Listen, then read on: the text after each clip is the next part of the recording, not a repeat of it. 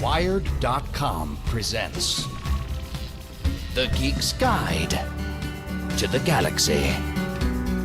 And here is your host, David Barr Kirtley. Hello, and welcome to episode 139 of Geek's Guide to the Galaxy. Our guest today is rock star Amanda Palmer, who ran a record-breaking $1.2 million Kickstarter campaign to fund her 2012 album Theater is Evil. She was later embroiled in several high-profile internet controversies, which she recounts in her new memoir, The Art of Asking, which also describes how she met and married best-selling fantasy author Neil Gaiman. And now, here's our interview with Amanda Palmer. All right, so we're here with Amanda Palmer. Welcome to the show. Hello. Okay, and so your new book is called The Art of Asking. So what's that about? It's about everything from crowdfunding and how to use the internet to how to deal with an abortion and a husband while you're going through your abortion. So it's like about everything. So this is really a lot of big topics for your first book, right? What was it like writing an actual book? It was really intense. It wasn't, the funny thing about writing it is it wasn't creatively as hard as I thought, but it was like physically arduous to sit, to actually like sit at a desk for that many hours, that many weeks, that many months, and not really do anything else. I'm so used to touring and performing and moving around. And so it was sort of like labor, like that's sort of the feeling I got writing the book, is all the ideas were there in my head and pretty baked, but I had to actually sit down to get them out on the page and work with my editors. And it was unlike any art project I've ever done before. It was really different. Well, yeah, and you mentioned in the book that you were writing 10 hours a day. I mean, why did you have to work so many hours? Were you on a tight deadline, or? I was on a super tight deadline. I would not have chosen to do it that way if I'd had my druthers about me. But the publisher basically came to me and said, listen, we'll make this the lead title of the fall, but you're going to have to get it into us in the next 5 months. Do you think you can do that? And I was like, I don't know if I can fucking do that. I've never written a book before. I don't know how long this is going to take, but do you guys think I could do it? And they were like, yeah, we think you could do it. And I turned to the person in my life who knows the most about books and book writing, which is Neil. And I said, do you think I can do it? And he sort of cocked his head and was like, yeah, I think you can do it. But then, then it was like this test of discipline where I was like, holy shit, that means that for the next 5 months, any minute that I'm not working on this book is a minute that I'm not working on this book. So I felt guilty even like taking a walk down the street without working on the book. And that was pretty rough. Yeah, and so where were you physically when you were writing the book? Because you mentioned in the acknowledgments that you were at Islet Waldman and Michael Chabon's house when you were editing it, and you also thanked the Harvard Lampoon. It sounds like you were all over the place. Yeah, I mean, well, the book basically had two meta phases and then some sub phases in that.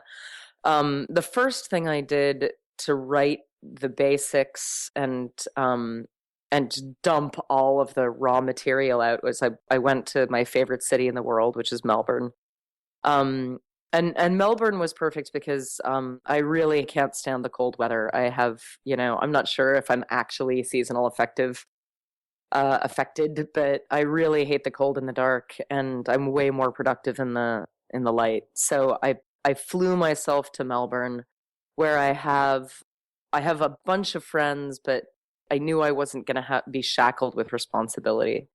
And I rented an apartment, a little apartment with a kitchen and a bathroom. And that's when I did my hardcore 10-hour-a-day schedule, where I would wake up, get coffee, go to yoga, and then just sit my ass down in the chair and just write until I was exhausted.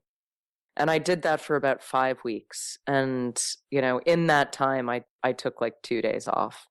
I was really, I was hardcore. And then I came back to the States because that was in March and it was time for TED. So I took a week off to go to TED because that had to happen. And then, on the other side of that, I started getting together with my editor and good friend, Jamie, who wasn't he wasn't the editor provided by the publisher. He was like my best friend, dominatrix idea editor who had helped me write up my TED Talk. He was really sort of like my wingman. And he and I bounced around. I probably spent the better part of the next 3.5 months with him 50% of the time, and alone the other half of the time, just rewriting and reconstructing and cutting things and doing the more sort of nitty-gritty editing work. And in order to do that, we bounced around because Neil and I don't actually have a home we live in. Neil has a couple of houses. I don't live in either of them. I have an apartment in Boston where I'm still taking care of a sick friend of mine with cancer. So we spent some time in Boston, some time near Jamie's house in San Diego, and then I kind of bounced around, going to other people's houses. When I was up in San Francisco for some work, I stayed at the Chabons and just wrote on their patio. And basically anywhere I was editing and writing. So the book was done at in 50 different locations. The Harvard Lampoon one was funny because it was towards the very, very, very end of the deadline. It was like I had 2 weeks left to get this fucking book in. And I was at the point where I was doing printed out proofs of the book, looking for rough spots and mistakes. It was like the 11th hour edit. And the Harvard Lampoon, I'm a member, and so is Neil. And they called me. This was, I think, this was brutal. This was like July. The book was supposed to be out 2 months before. And they called me and they were like, Amanda, you're not going to believe this, but Katy Perry's going to be at a party at the Lampoon tomorrow. And I was like, good for you. And they were like, you've got to come. You've got to see Katy Perry and meet Katy Perry. And I was like, okay, that is something in my life that I should do. And so, but I was like, but I have to be editing my book because I was at the point where I was like, I cannot take any time off. So I fucking threw my 300 pages in my backpack, drove over to the Harvard Lampoon, sat in their den, nursing a whiskey from upstairs and doing my line edits, kind of as a joke, but also kind of because I had to get it done and I didn't want to let these threads leave my brain because I had been working on them all day. And, I mostly did it just so I could say I went to a party with Katy Perry and barely talked to her and instead drank whiskey in the basement and edited my book. And now the story has been told and moving right along. Yeah, well, and that kind of sounds like something Neil would do too, right? Because there's a line in the book about how he doesn't like going to bars unless he has a book to read. Yeah, but that's mostly due to Neil's social anxiety, not as much due to the fact that he prefers reading in bars. He actually prefers reading curled up on a couch at home. But if you force him to go to a bar, he'll be more comfortable reading a book than he will be talking to the strangers. Yeah. Okay, well, you mentioned that he sort of helped you out with this book. In the acknowledgments, you say that he suggested massive cuts. Could you just talk about what role he played in getting this manuscript finished? Yeah, Neil helped me in 3 big ways with the book. Some of them more, direct and some of them indirect. The first way he really helped me was when I headed to Australia. I mean, we are technically married, but we're also a couple of freaks, and our marriage doesn't resemble anything like a normal marriage. Although I'm not even really sure what a normal marriage is anymore because all my friends are getting divorced. But the basics of looking at your husband and saying, hey, now that I'm working on this book, you're not really going to have a wife for a while. And Neil being the flexible, understanding, and compassionate dude that he is, was like, that's totally fine. I will miss you, but go off to Australia. I'll see you in a couple of months. And I don't take that for granted, and it's why I'm in a relationship with him and not some other dude who would be like, but that's bullshit. We're married. You're rah, rah, rah, wife. So that was actually the biggest and most concrete way he helped me. Although it was sort of indirect, but he gave me my freedom to go off and, shut everybody out of my life and just focus on the book, which was totally necessary. I don't know how I would have done it without that. And then, he's in the book a lot. There's these massive, if you've read the book, there's there's all of this kind of, philosophical stuff about asking, and, kind of how-to stuff about how to use the internet and how to crowdfund and how to build an audience. But that's sort of the superficial stuff of the book, which is all very well and good, and it was fun to write, but there's also two other huge threads tying the book together, which is my relationship with Anthony, my mentor, who was diagnosed with cancer right around the time I started crowdfunding. And his influence on my life and my decisions around his cancer were just undeniably related to the philosophy of how everything else was working and happening. And then the other was my relationship with Neil, and how our relationship has progressed, and our ability and inability to ask for help and communicate with each other. And I kind of knew if I wanted to make this book a real book and not a bullshit book, I was going to have to thread all these things together to actually explain the deeper philosophies, instead of just saying, like, here's 10 tips about how to have a great Kickstarter, which wasn't a book I wanted to write, because I feel like anyone could write that book. So this was ultimately a book about my relationships. It was a book about my relationship with Neil, and a book about my relationship with Anthony, and a book about my relationship with myself and my own struggles with asking for help, because I certainly have them as much as the next person, although I publicly I tend to hide them pretty well. And Neil was really, again, he's an incredibly supportive artist in my life, just aside from being a husband. He really he gets me, and he gets this process of sort of going in and digging deeper and revealing the ugly, possibly awkward, embarrassing things. And he knows me. He married me. He knows the person he married. He knew that if I was going to write about our marriage in this book, it wasn't necessarily going to be flattering. It wasn't necessarily going to be pretty. This wasn't going to be kind of like a Jay-Z and Beyonce story with everything photoshopped. It was going to be kind of ugly. But I also knew in order to do that, I kind of needed to do it with him. I needed him there as a relationship stenographer, and as an editor, and also because I didn't want to throw him under the bus. I wanted to give him a voice. If I was going to literally, make him a character in this book and write words into his mouth, I wanted to give him his own voice. So I sent Neil passages as I was writing them, the ones that were about him. And I would send him 5 pages of a Neil and Amanda argument and say, this was my take on it. I'm sure you probably remember it differently, but go ahead and write your own dialogue, because I'm not going to put this out there unless you feel like it's fair. And it was actually, my writing the book and giving him a hand in editing the parts about us and our relationship was a kind of marriage therapy. It was a fucked up kind of marriage therapy, but it actually worked, because I could see things from his point of view.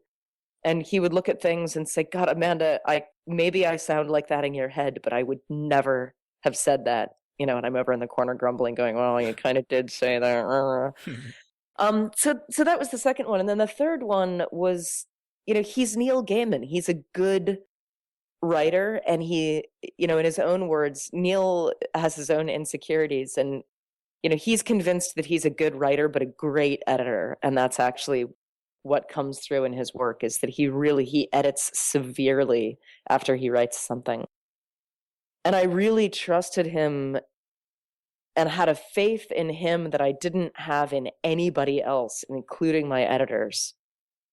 When I finished up my first big chunk of a manuscript, and that fucker was long. It was like 150,000 words, which is almost twice the length of the book that I published. And, it was like this 4 or 5 inch stack of papers. And Neil had volunteered. We had talked about it. And I was on the insane deadline. And I handed him that pile of papers. And I said, I trust you. Cut this and hand it back to me, and don't tell me what you cut. And he sat there for 3 days, cut everything out that he thought didn't belong in the book, worked with Jamie to put it actually to like, make all the changes in a Word document. And then they printed that out and handed it back to me. And I sat down and I read it. And I knew that if I couldn't locate what was missing in my brain, then it was probably okay that it got cut. And if I got to the end of a section or a chapter and was like, what the fuck? How could you leave out the rah, rah, rah, rah? Then it would go back in. Or then I would sit down and I would have a battle with Neil about how that had to be in the book, or a battle with Jamie about how that had to be in the book. But for the most part, I kept 90% of his cuts. And and he wasn't just cutting out a sentence here or a sentence there. He was cutting out whole chapters. And, I basically wound up with 2 books. And the book that got cut was basically a book about the internet. And the book that got kept was a book about emotions and how they related to the internet. And I think his choices were really wise. I think the guy knows what he's doing. Well, I mean, there is still a fair amount of stuff about the internet in here. And I mean, one line that really struck me in the book is that you're talking to a musician friend of yours and you're trying to persuade him to do some crowdfunding. And he says to you, you can get away with it because you're Amanda Palmer, queen of the internet, but that is not us. I mean, how do you feel about that being thought of as Amanda Palmer, queen of the internet? Well, that's so funny because it relates to 2 different. There's parallels to that in 2 huge other places that I see. One is kind of like hipsterdom in general and coolness in general. And, as I've grown into my life and looked at things from different perspectives, you really do realize that there's 2 levels of cool. And, level number 1 is cool as it is defined, right? And like wearing the correct outfit. And then there's like uber cool and meta cool, which is the person who gives no fuck about what is cool and just carves their own path, does what they want. And they're so clearly themselves and unique that they surpass all definitions of cool, and go into like Tom Waits territory. And I think there's a big difference between the 2. And I think you see the same thing happening in in art and in relationships, where someone turns to you and says, well, you can do that, but I could never do that. Or I wish I could do what you can do. Or you can get up on stage, but I could never get up on stage. Or, you're brave enough to talk about your feelings and blog about them, but I could never do that. And that it's not true. That all the person has to do is just step up to the plate, and that there's a lot of fear in the way. And I feel like, it's a fine line. And every time I see someone cross it, and every time I cross it myself, I look back and I'm like, oh my God, that was actually really easy. I was just getting in my own way because I was convinced I wasn't that person, or I was convinced that only brave people did that, or only cool people did that, or only real writers are allowed to do that. And, you sort of have, every time you get to that fork in the road, you have a choice. You either you jump and you fake it and you pretend you're a real writer, and then you look around and you're like, oh my God, and then I did it. I wrote a book. Or you sort of stay on the sidelines, defining yourself by the things that you cannot do and the things that other people do. And, I still have my struggles with this all the time. I am still one of the most insecure artists I know. I'm still totally fearful of the future and what I can and can't do. And, obviously like horrifically concerned about what people think about me with my fragile artistic ego and all of that. You keep struggling and you keep pushing, and eventually, you find yourself halfway up the mountain going, oh my God, I didn't notice, but I actually climbed up here and now I've got a view. And the more artists I talk to, the more I realize this is a relentless refrain in the life of every artist I know. And further, most people, when you really, really get down to the truth, they have this feeling that they're sort of faking their way through life, but it does come down to the attitude. You either realize you're fumbling in the dark and you're willing to be sort of honest about it, or you're just keeping up appearances that you actually know what you're doing and you're not admitting to yourself or anyone around you that you're clueless. Well, yeah, and I think, I mean, I'm sure artists have always had these sorts of doubts and insecurities, but with the internet, you can have an unbelievable number of people attacking you all at once if things go wrong. And you talk about that in this book. I'm just sort of curious, kind of where emotionally have you come to in terms of dealing with that, the downsides of being on the internet? There was an article recently in the New York Times that John Ronson wrote about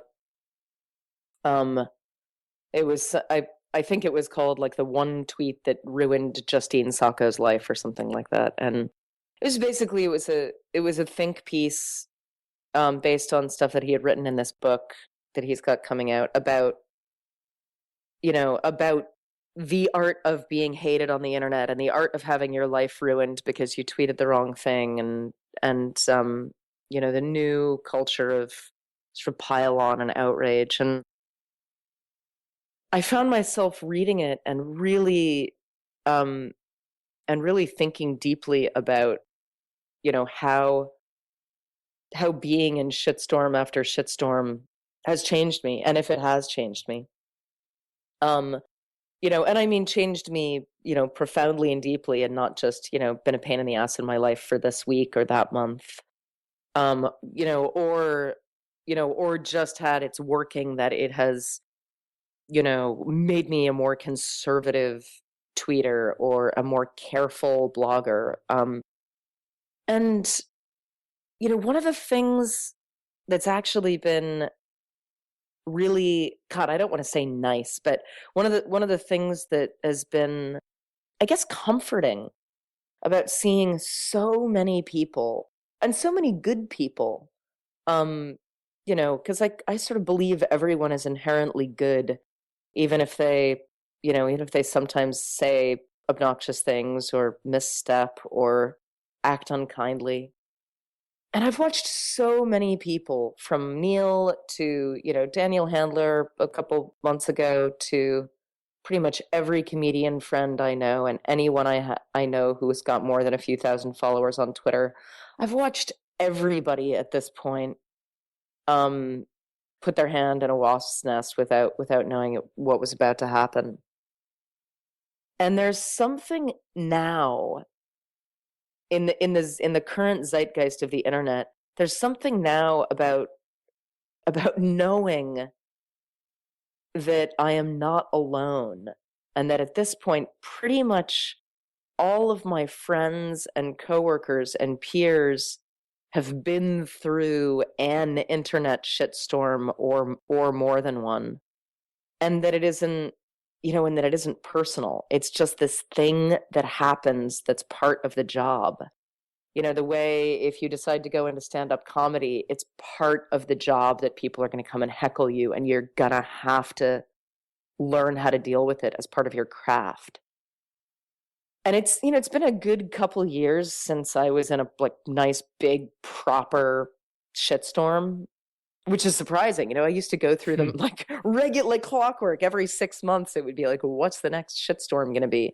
And I would wait for it in brace position, and my staff would wait for it, and it would never come at the moment we were expecting.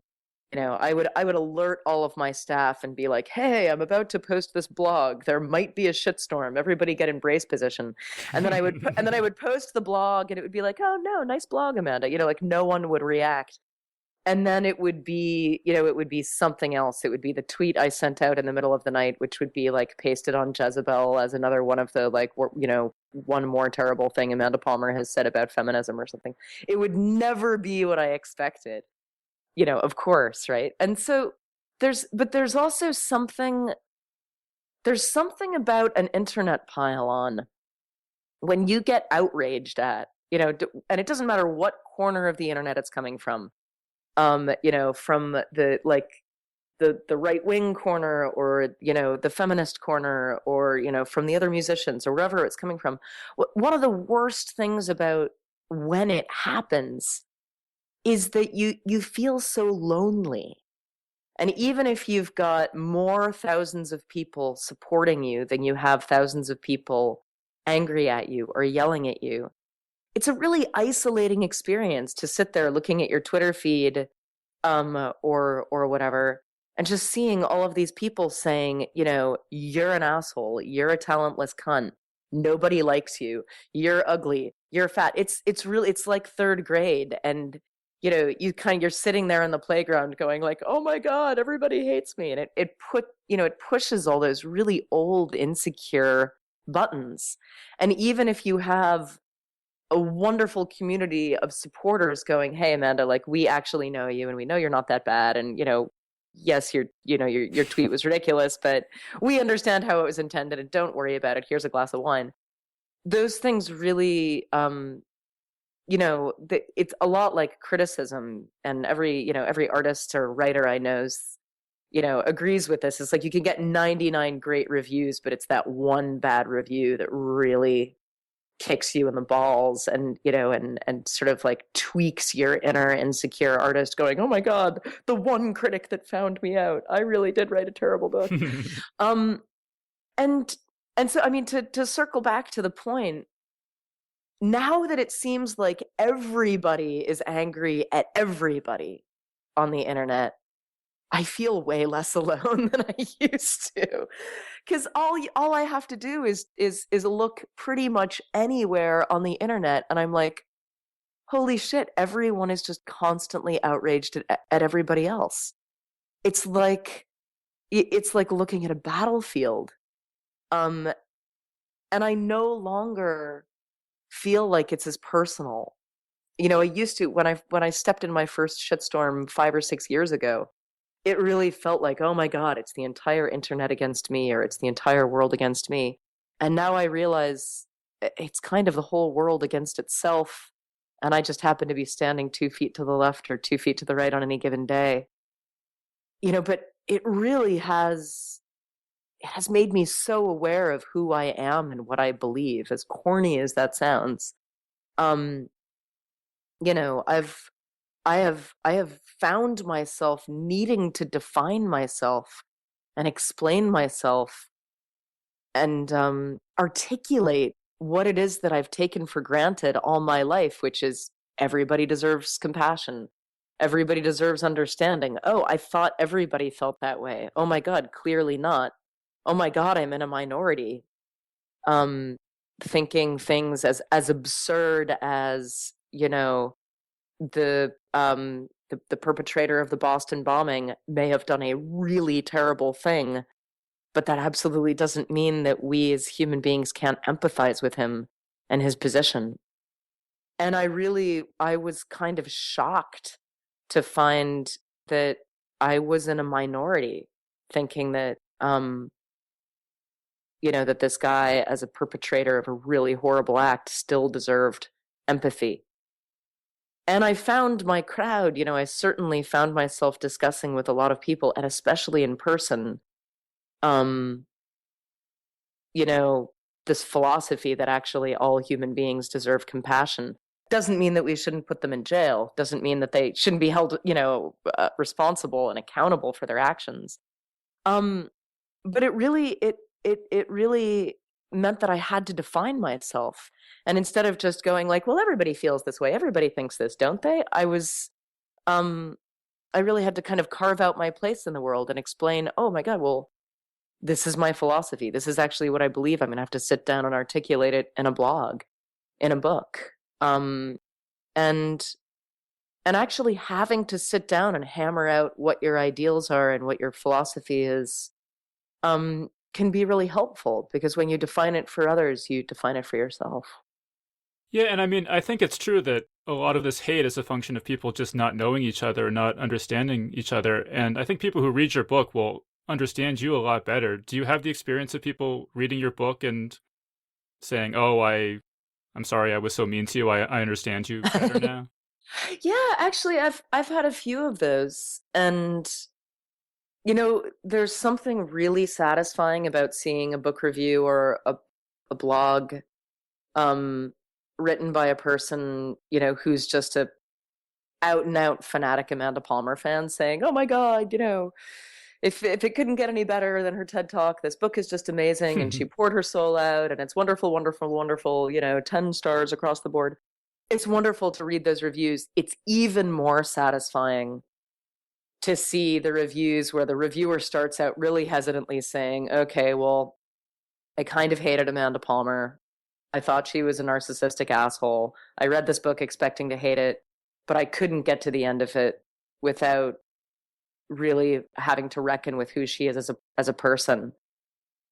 And the beauty of it is, I think so much of what happens on the internet and all of the hate being bandied around and all of these people yelling at each other, I think 99% of it comes down to the fact that we really are unable to see each other on the internet. We cannot see each other's humanity in a tweet and an avatar. It's just not possible. And every time I have been face to face with someone who's treated me adversarially or or just down and out insulted me, or whatever, you kind of know the deal. Anytime I've been just in a room with that person, it just melts away.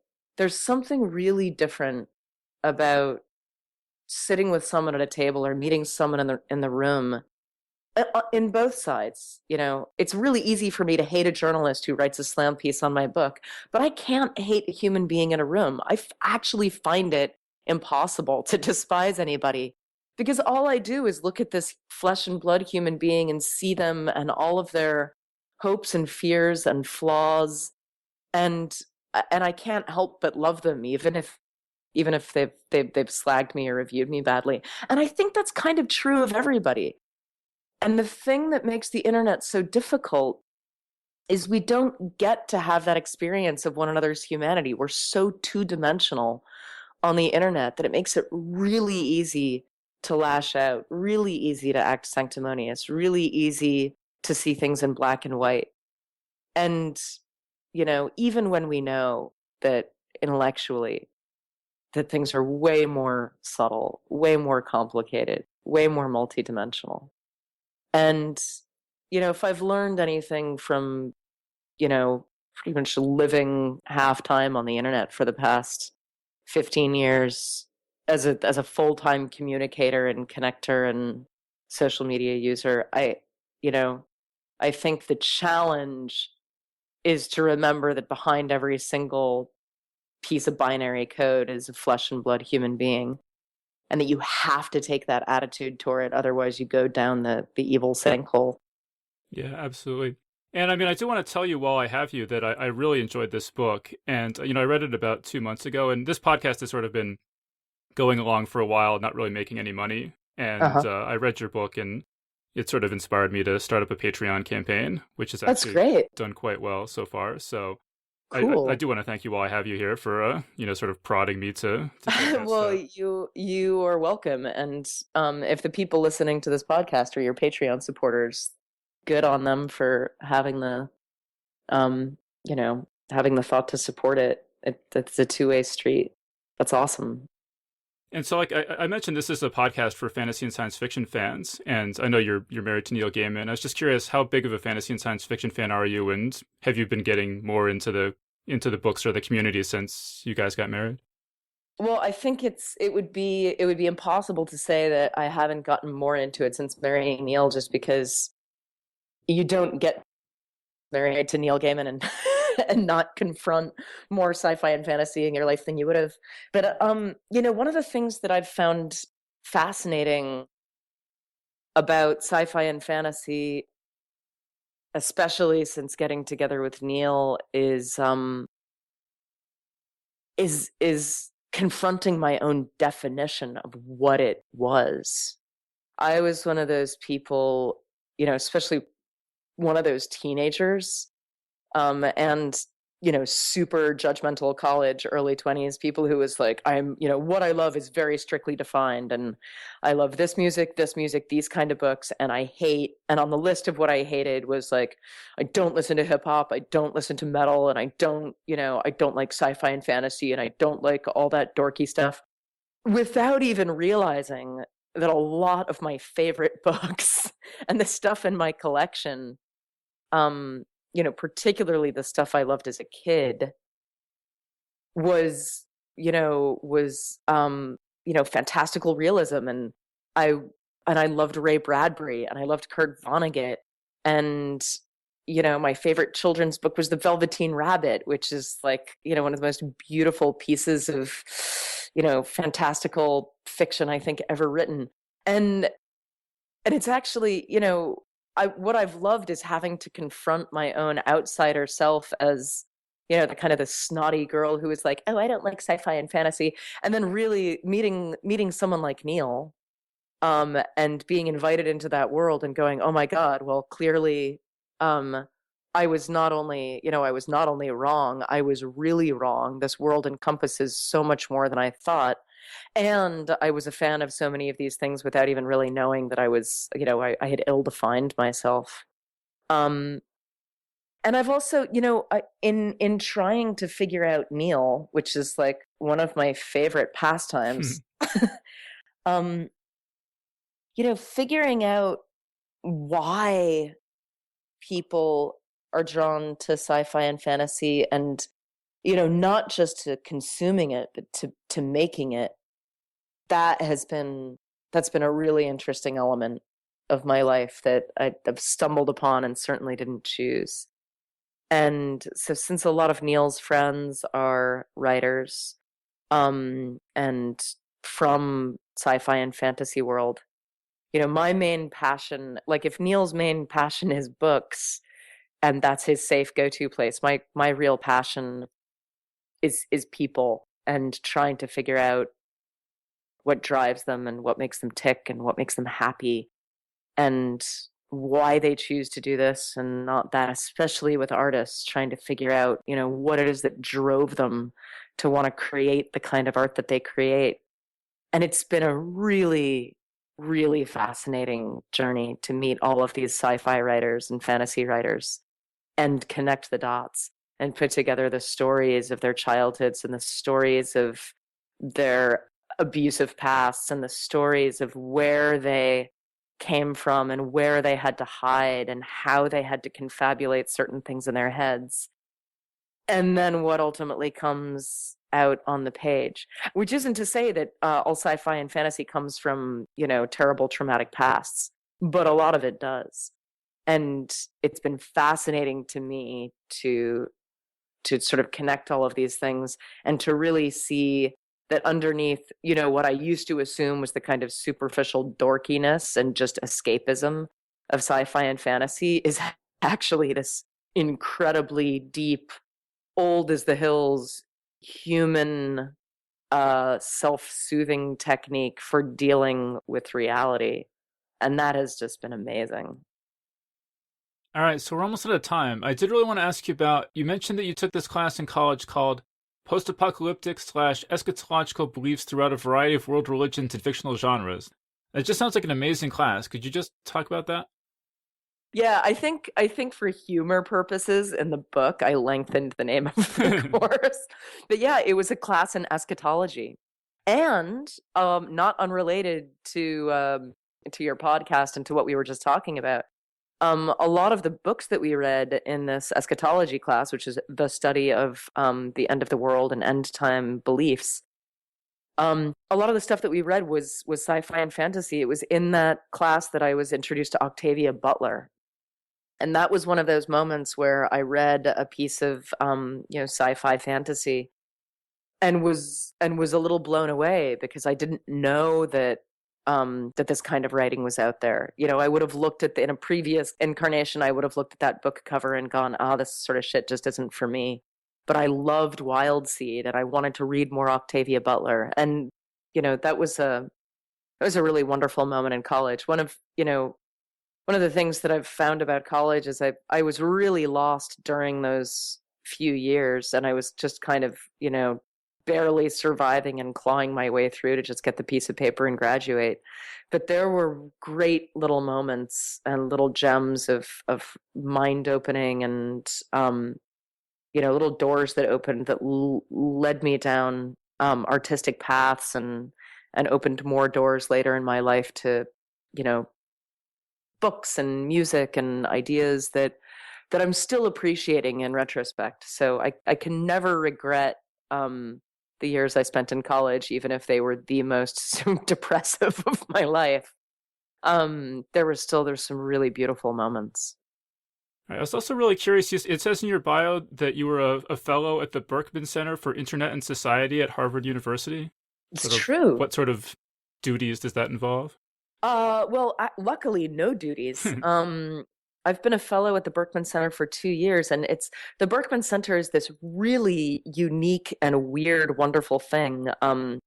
It is a physical building and a collection of weirdos at Harvard. And it was basically a foundation, given a big chunk of money not long ago, to basically study the internet and how it affects us and how it affects the world.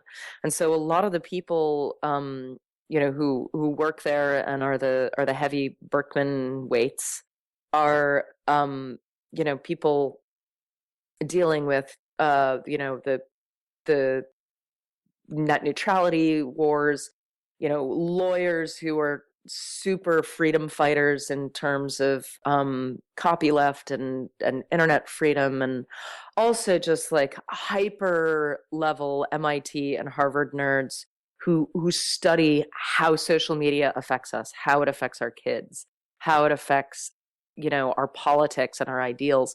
And these are sort of like the nerds in the back room while we're just all like giddily and happily using Facebook and the internet and sharing pictures of cats. Like there's someone in a cave somewhere who's really fascinated at what we're doing and why.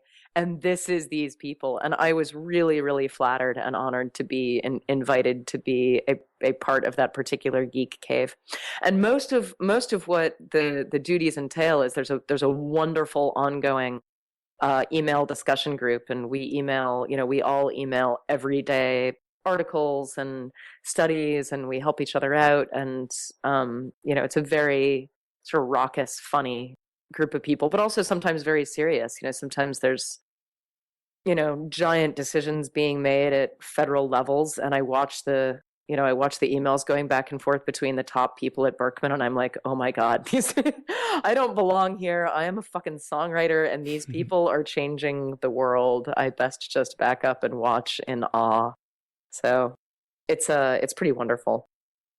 Okay, and so then just finally, are there any other projects you want to mention? Do you think you'll ever write another book, or have you had it with books, or? I've had it with books for the moment, but I also, I think once you get bitten by the book bug, it's hard to go back. And it was really hard writing this book because in the back of my mind, there were all the other books that I would have rather been writing. It was like, if I'm going to spend all this time writing a book, why am I writing about the internet instead of about sex? It's so much more interesting to write about sex. I need to write a book about sex. And those are really tempting thoughts while you're slaving on the book that is feeling very boring to you at the moment. Then of course, as soon as you get the book out, it's, I think I have some degree of just like postpartum exhaustion at the moment. And the idea of, boinking somebody and having another kid is like as far away as the moon. But, I think the one thing that a book could afford me that touring can is that, you can do it in one place. And, I really did love my 5 weeks in Melbourne, just, actually not having to get on a tour bus every morning and go to the next city and to the next city and to the next city.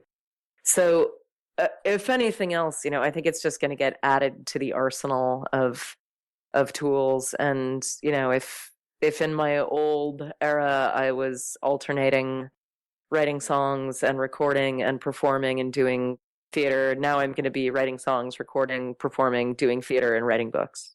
I'll just add it to the list of rotating choose your own adventures in my weird artistic life. All right, well, that all sounds great. And unfortunately, we're all out of time, so we're going to have to wrap things up there. But we've been speaking with Amanda Palmer, and her new book is called The Art of Asking. So, Amanda, thank you so much for joining us. Thank you so much for having me. And while we're at it, one other thing I'd love to not forget is that I think I'm about to launch my own Patreon. So if you've already got Patreon people out there, they should keep an eye out for it, because it'll be happening in the next few weeks. I will definitely encourage all 74 of our Patreon patrons to go check you out. Hey, listen, that might be all I need. All right, so Amanda, thank you so much. Thank you. And that was our interview. So big thanks again to Amanda Palmer for joining us on the show. Big thanks as well to everyone who signed up this week to support us on Patreon, including Sam, Rob Walsh, Brandon Obermeyer, Ian Pratt, Justin Acton, Victor Cosentino, Jason Fisher, Matthew Ekwal-Sana, Joe Curtis, Kevin Leung, and Ismail Scharnhorst. So thanks, guys. We really appreciate it. Our current total is $142.14 per episode. And remember that if we hit $250 per episode, that'll guarantee that the show continues through the end of 2015. And if we hit $400 per episode, that'll guarantee that the show continues through June of 2016. So if you're looking forward to more Geek's Guide to the Galaxy, please head on over to patreon.com/geeks and sign up. So that's patreon.com/geeks. I'd also like to thank Monty Hurd for sending us a $20 contribution via PayPal. And remember, you can always send us one-time or monthly contributions via PayPal at geeksguideshow.com/crowdfunding. All right, so that was our show. So thanks everyone for listening, and we'll see you next time. The Geek's Guide to the Galaxy is a production of Wired.com. For more information about the show, visit geeksguideshow.com. To learn more about your host, visit davidbarrkirtley.com. Music and voiceover produced by yours truly, Jack Kincaid. If you enjoyed this program, tell your friends. If you didn't enjoy it, tell no one. Thank you for listening.